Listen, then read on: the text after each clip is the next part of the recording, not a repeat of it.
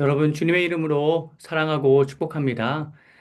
제 목회적인 방향성이 담긴 또 제 목회 철학이 담긴 목회 기획안 함께 나누겠습니다. 플랫폼 목회 3B 전략입니다. 주제 말씀은요, 나를 따르라인데 마태복음 16장 24절에 보면 주님께서 나를 따르라고 하십니다. 목회 영역에서 중요한 건 이 나가 목회자가 아닌 예수님이 되어야 한다는 사실입니다. 어떻게 하면 플랫폼 목회를 통하여서 여러 성도님이 주님을 바라볼 수 있도록 도울 수 있을지 그 기획안 함께 구체적으로 이제 살펴보겠습니다. 지킬한 아이디라고 하는 작품이 있죠. 거기에 보면 지킬이었다가 하이디가 되는 인간의 이중성 때문에 고민하는 인간의 실존이 나오는데요. 바울도 그러한 맥락의 고뇌를 로마서 말씀을 통하여서 함께 나누었습니다. 선을 행하고 싶지만 악이 함께 있기 때문에 내 지체 속에 한 다른 법이 내 마음의 다른 법과 계속 싸워서 공고한 상태임을 고백하고 이 말씀을 읽으면서 누구나 다 공감을 하죠. 즉, 그리스도인은, 그러니까 인간은 누구나 다 갈팡질팡 흔들리고 연약한 존재인데 그리스도인이라고 해서 예배가 될 리 없습니다. 파스칼의 팡세에도 인간이 연약한 존재라는 의미의 내용이 나오죠. 이를 극복하기 위하여서 신앙생활의 습관화가 제대로 형성이 된다면 이 갈팡질팡하고 연약한 인간의 실존을 충분히 극복할 수 있다고 생각합니다. 제가 신종론을 주제로 해서 석사 논문을 썼는데요. 신종론은 하나님은 선하신데 왜 인간이 악한지를 다루는 조직신학의 한 분과입니다. 그때 제가 결론에서 뭐라고 어떠한 글을 썼냐면 하나님과의 인격적인 관계를 통해서만 신종론을 이해할 수 있다라고 적었습니다. 히브리어로 이제 관계를 야다라고 하는데요. 인격적인 관계가 형성이 되면 하나님에 대한 질문이 풀립니다. 그래서 저는 시간의 11조를 강조합니다. 매일 1시간 아침에 말씀을 읽고 묵상하고 1시간 기도를 하며 저녁에는 0.4시간, 24분 가정예배와 자기성찰의 기도를 하는 사람은 삶의 모든 문제와 고민과 하나님에 대한 궁금증이 전부 해결된다. 꾸준히 시간의 11조를 올려드리면 우리가 가지고 있는 모든 질문, 제가 거의 모든, almost라고 하지 않았고 all이라고 했습니다. 모든 문제와 고민과 궁금증은 다 해결됩니다. 실제로 한번 제가 실제로 체험을 했기 때문에 자신 있게 드리는 말씀이에요. 여러분 시간의 11조를 한번 하나님께 드려보십시오. 그러면 해결되지 않는, 해석되지 않는 문제는 없습니다. 근데 관건은 뭐냐면 어떻게 실천을 이끌지이죠. 저는 두 가지를 이야기하고 싶은데 먼저 목회자가 먼저 실천하는 모습을 보여야 한다고 생각합니다. 솔선수범하는 모습을 보여야 한다고 생각합니다. 그리고 하나 더는 공동체적인 실천을 할 수 있는 그룹을 형성해 줘야 한다고 생각합니다. 습관의 힘이라는 책에 보면 이 저자가 습관을 변화시킬 수 있는 모든 연구를 다 해봐서 내린 결과이다 라고 하면서 제시한 방법 중에 하나가 뭐냐면 공동체적 경험이 습관을 변화시키는 중요한 요소라고 이야기를 합니다. 여러분, 근데 이 저자가 이렇게 발견을 여러 연구를 통해 했지만 우리는 너무나 잘 알고 있죠. 두세 사람이 모인 곳에 다들 그들 중에 있다라고 하는 말씀처럼 우리가 공동체를 구성해서 뭔가 하면 하나님께서 그 공동체에 놀라운 복을 주신다는 예배도 공동체적인 실천이죠. 그렇게 뭔가 우리가 함께 할 수 있는 분위기를 목회자가 플랫폼이 되어서 만든다면 이 신앙생활의 습관화가 가능합니다. 목회자가 성도 개개인과는 관계가 있지만 성도들 사이 어떤 관계 형성은 잘 되지 않을 때가 많아요. 그럴 때 목회자가 연결해줘서 서로 친해질 수 있게 그룹을 만들어서 공동체적인 활동을 할 수 있게 돕는다면 우리가 정말로 신앙생활의 습관화가 형성이 되고 신앙이 변할 뿐만 아니라 신앙이 성장할 뿐만 아니라 삶이 변화될 줄 믿습니다. 저는 세 가지 실천 사항을 제시합니다. 3B라고 할 수 있는데요. Bible, Book, Blood입니다. 성경, 책, 그리고 이 가족 관계, 혈연 관계.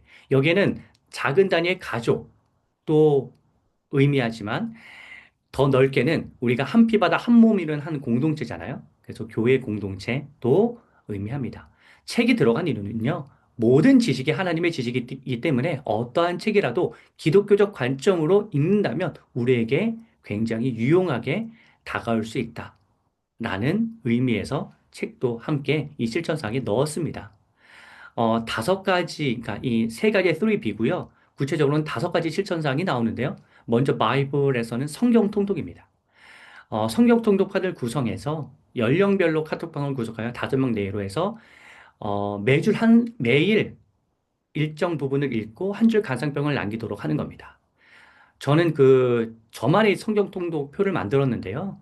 평일에 많이 읽고 주말, 공휴일, 아우치, 휴가 때는 적게 읽도록 하면, 그러니까 매일 그냥 똑같은 분량을 읽게 되면 주말이나 공휴일 이럴 때는 사실 읽기가 어렵거든요. 근데 이것을 보완하기 위해서 자체적으로 제가 만든 성경 동독 표가 있습니다. 물론 교회 거를 활용하셔도 당연히 좋고요. 근데 뭐 이게 좋게 보이신다면 제가 만든 표를 이용하셔도 괜찮습니다. 아무튼 이렇게 구성을 해서 어, 이렇게 진행을 하고요. 금요일 오전에 성경 퀴즈 5문제 정도를 내서 제가 답변과 해설을 구체적으로 하여서 공부가 되도록 하고요. 또 해설지, 도움이 되는 지도, 영상 등을 끊임없이 제공을 해서 어, 통독에 도움을 드리고 질문에도 답변을 드리고 지금 오프라인에서 만나기 어려울 수 있기 때문에 오프라인에서 만나는 강의는 좀 적게 하고요. 온라인을 통하여서 최대한 온라인 강좌를 통하여서 궁금증을 해결할 수 있도록 이렇게 돕는다면 성경 통독에 큰 도움을 얻으실 수 있게 이런 식으로 진행을 합니다. 조장도 세워서요. 감상평을 계속 이제 매일 올릴 수 있도록 체크하고 또 장기적으로 참여하지 못하시는 분들 격려 메시지 보낼 수 있도록 그 역할도 부여를 합니다.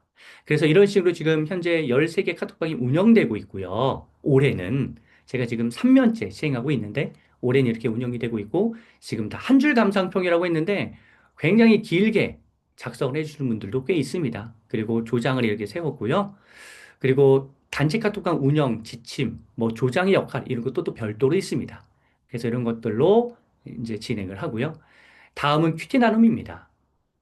큐티 나눔을 신청하시는 분들, 그러니까 큐티 나눔은 여러 모임이 있는데 거기에 참여하지 않으신 분들로 해서 큐티 나눔을 결성해 드리는 겁니다. 사전에 큐티 노트를 제출하면 제가 보고서 어느 조가 맞겠다라고 해서 수준별로 좀 카톡방을 별도로 개설해서 운영을 올해 같은 경우에는 3개를 하고 있고요. 여기서는 매일 묵상 나눔을 올립니다. 물론 피드백은 별도로 하지 않고요. 그냥 이모티콘을 활용해서 잘 읽었다 이렇게 해주시면 되는데 저는 모든 글에 피드백을 해드립니다. 나눔을 이렇게 올릴 때는요, 저는 이제 묵상 중심으로 올려달라고 요청을 좀 드립니다. 그래서 묵상 중심으로 하면 나눔이 더 이렇게 나누고 싶은 모임이 되거든요. 그리고 나눔 올릴 때는요, 사실 매일 우리가 큐티를 하지만 주말 및 공휴일은 바빠서 다들 큐티를 잘 못하실 때가 많더라고요. 그래서 그 좀 부담을 덜어드리고자 주말 및 공휴일에는 선택사항이다, 필수사항이 아니다. 이렇게 좀 주문을 하고요. 저도 매일 아침에 큐티 나눔을 올립니다. 저 같은 경우에는 이렇게 왼쪽에 보시면 오늘의 영성이라고 해서 오늘의 큐티, 그 다음에 자녀를 위한 기도, 또 특별 코너, 그러니까 매일마다 좀 다른데요. 요일마다 다른데요. 그거랑 오늘의 찬양, 이것도 매일마다, 요일마다 좀 다릅니다. 어떤 찬양을 올릴지. 어떨 때는 합창, 어떨 때는 뭐 옛날 CCM, 어떨 때는 어린이 찬양, 어떨 때는 영어 찬양 이렇게 해서요. 이렇게 올려드리고, 어, 이렇게 해서 저도 하고 있다고, 큐티를 하고 있다고 이렇게 보여드리고요. 조장은 좀 주일마다 이제 이번 주에도 열심히 큐티를 합시다라고는 격려의 글을 올리는 등의 어떤 역할을 부여합니다. 자, 이렇게 해서 지금 잘 하고 있고요. 큐티 나눔방 지침사항 16가지 조장 역할도 참고하시면 되겠습니다. 다음으로 독서 토론인데요. 그러니까 바이블에서는 2가지가 있었죠. 북에서도 2가지가 있는데 그 중에 하나가 독서 토론입니다. 이는 트레발이라는 모임에 착안해서 제가 진행을 하는 거예요. 제가 트레발이 모임에 참여를 2번 했는데요. 한 번은 정치 분야 토론 때 했고, 한 번은 법률 분야 토론 때 했습니다. 근데 저는 사실 뭐 정치 전문가도 아니고, 법 전문가도 아니지만, 기독교적인 관점으로, 성경의 관점으로 함께 대화를 나누는데, 대화가 통하더라고요. 그리고 제 말을 굉장히 이해해주고 되게 좋게 평가를 해줘서 기독교적 관점이 정치나 법률이나 다른 여타의 분야에도 영향을 충분히 줄 수 있구나. 왜냐하면 성경 말씀이 완전한 진리이기 때문에 이 말씀의 진리는 어느 분야든지 이제 영향을 미치는 겁니다. 제대로만 해석하고 바르게 전달한다면. 그래서, 그러니까 여기는 이제 트레바리는 아무래도 기독적 관점은 아니지만, 기독교적 관점으로 이렇게 책 나눔을 하면 좋겠다라는 생각을 해서, 시작을 하고 싶었는데, 작년에 제가 있었던 강남이 공동체에서 성도님들이 이걸 원하셔서 작년에 이 독서 토론 모임을 추진하게 되었고, 강남이에서, 올해는 지금 우리 공동체에서, 강남D, 옴미든 공동체에서 진행을 하고 있습니다. 좀 더 발전되어서. 자, 한 가지 좀 말씀드리면, 4개월에 35만 원이라고 되어 있잖아요. 한 달에 4번, 아니, 4개월에 4번 모입니다. 그러니까 한 달에 한 번씩 모여요. 근데 35만 원을 내요. 근데 많이들 와요. 이 지적인 다들 호기심과 관심이 있다는 거죠. 그래서 교회에서도 이런 모임을 추진하면 너무나 좋겠다 싶었는데, 원에서 작년부터 시작하였고, 올해는 좀 더 확대해서 하고 있습니다. 올해는 지금 5개의 팀이 있어요. 신앙서적, 그 다음에 일반서적은 인문학과 문학, 이 두 가지가 있고요. 자녀 교육은 오전반, 오후반 해서 기독교적인 관점으로 책을 읽고 함께 토론하는 모임. 그리고 토론 주제나 이런 것은 제가 정리해서 드리고요. 책에 대한 정리도 제가 해서 드립니다. 토론 모임 전에는 독서감 제출이 필수이고요. 조장님은 좀 행정적인 측면 도와주십니다. 이렇게 작년에 했던 모임, 오프라인, 온라인 모임이고요. 올해는 자녀교육으로 해서 이게 6번의 모임이 있습니다. 2월에 안 모이는 이유는 애들 방학 기간이라서 그렇죠. 그리고 이제 저녁에 이런 모임, 온라인, 그러니까 현장에서 오전에 모이고 저녁에는 온라인에서 모이고 이렇게 하고 있고요. 수요일 저녁에 문학 분야 모임이 있고요. 인문학 분야 모임이 목요일 오전에 또 신앙서적은 목요일 저녁에 이렇게 있습니다. 네. 그렇게 해서 독서 토론 지침 사항도 이렇게 나와 있고요. 또 조장의 역할도 되어 있고 이게 중간 감상평 쓰신 것들 이렇게 다 되어 있고요. 실제로 이렇게 세 그룹은 2월에 모임이 있었습니다. 그래서 잘 모여서 너무나 재미있게 모임을 하고요. 참 고무적인 건 어느 한 그룹은 우리 이렇게 온라인에서만 모이지 말고 따로 만났으면 좋겠다라고 하는 그룹이 있어서 거기는 또 따로 모여서 지금 만나려고 하고 있어서 너무 참 감사하더라고요. 제가 원하던 대로 제가 플랫폼이 되어서 성도님들 간의 교제가 이루어질수록 이렇게 진행이 되니까 너무 좋았습니다.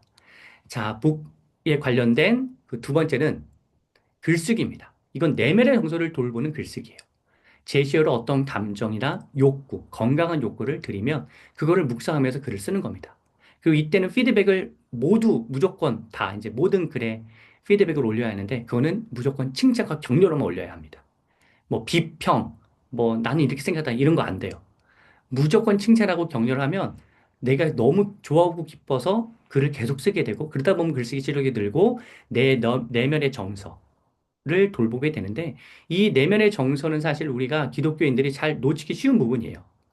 그러니까 하나님께서 우리의 생각과 우리의 감정과 생각을 다 지키시는 분이신데 우리가 좀 이 부분을 많이 놓치거든요. 그래서 이러한 글쓰기 모임을 추진하고 있고 지금 다들 너무 좋아하면서 하고 있습니다. 주 2회 이렇게 글을 쓰고요. 방학이나 공휴일은 쓰지 않습니다. 그래서 제가 한 1년에 33번 정도 이렇게 글을 쓰도록 이렇게 계획을 했고요. 조장은 격려의 글도 올리고 제시어도 그때마다 올리는 역할을 합니다. 제가 조장을 지금 모임마다 다 세우는데요. 그건 작은 충성을 통해서 큰 일을 하게 만드는 그러한 목적을 가지고 지금 세웁니다. 조장으로 세우면서 작은 섬김을 통하여서 교회에서 섬기는 게 그렇게 어렵지 않구나라고 생각을 하시게 되겠고 그러면 나중에 좀 굵직한 일을 맡기더라도 부담 없이 하실 수가 있기 때문에 리더십 협력의 차원에서 여러 조장을 세우고 있습니다. 이렇게 이제 계획이 있고요. 글쓰기 지침사항, 조장의 역할도 있고, 지금 글을 올리고, 다 이거에 대해서 격려와 칭찬의 피드백을 다 올리고 있고, 저도 이제 다 올리고 있죠. 자, 끝으로 물러대는 가정예배인데요. 가정예배는 너무나 중요합니다.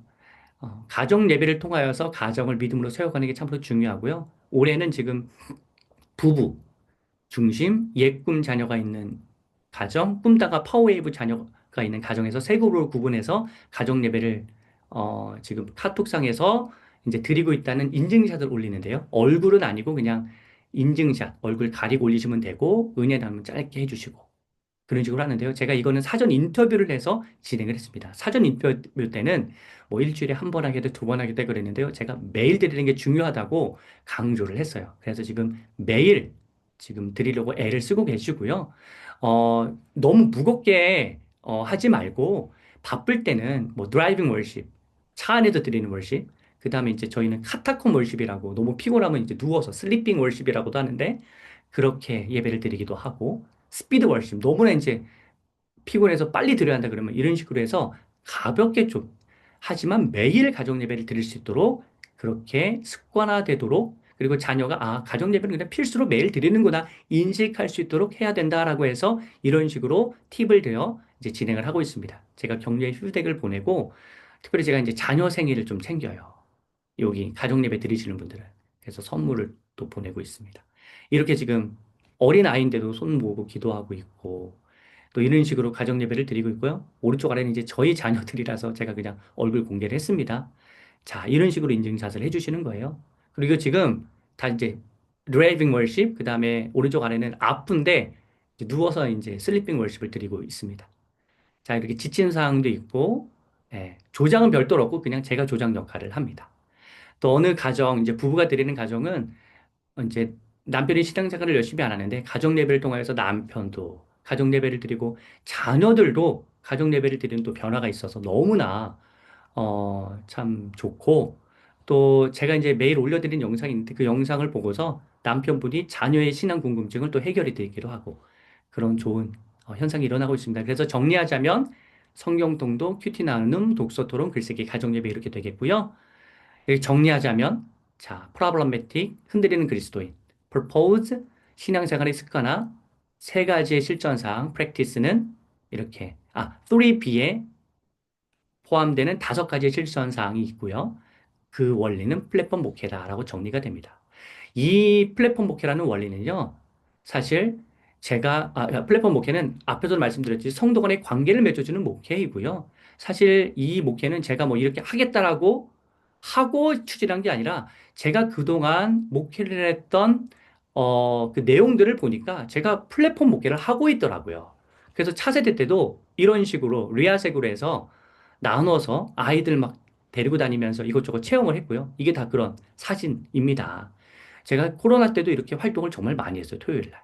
그러니까 전임 사역, 성인 사역을 하면서도 공동체 그 교구 사역을 하면서도 이렇게 제가 차세대를 맡았던 적이 있는데 잠깐 그때 이런 식으로 활동을 하면서 아이들을 그 23명에서 47명으로 부흥시켰던 두 달 반 만에 그런 경험이 있고요.